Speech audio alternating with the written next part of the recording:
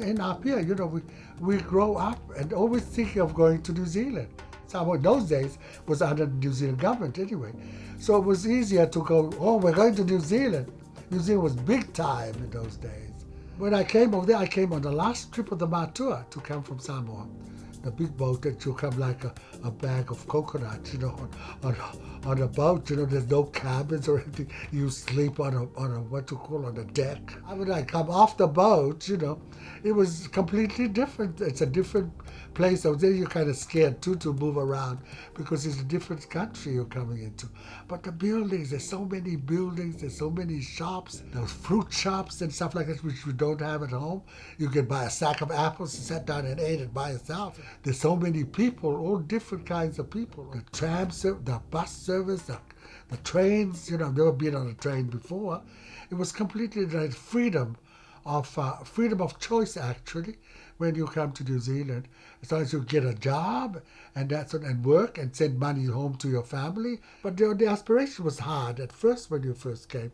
No place is the same when you first get there. When I came over there, I wanted to be a film star, I always wanted to, And of course, I never got there, but I ended up doing a lot more than what film stars do. But it was always that dream of making better life than what we're used to at home. Not to say that our home in Samoa wasn't good enough, because it was good, was excellent. But we all come with dreams of making something of our lives. New Zealand is a fabulous place to start off any kind of life you want over here.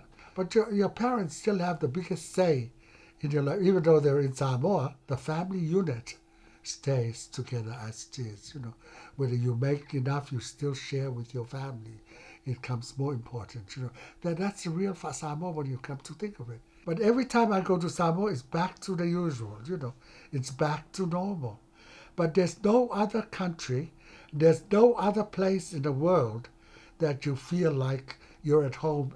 It's the heart that we have, that like I said, those friends of mine, we haven't even seen them since we were going to school, and we still talk about the things that we used to do when we were kids, and how close we are.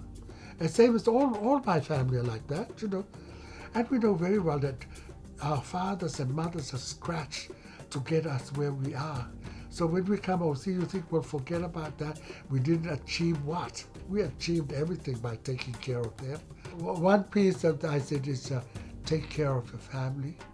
Make sure you go to church and do the proper things. Love your brothers and your neighbors and everybody else that goes with it.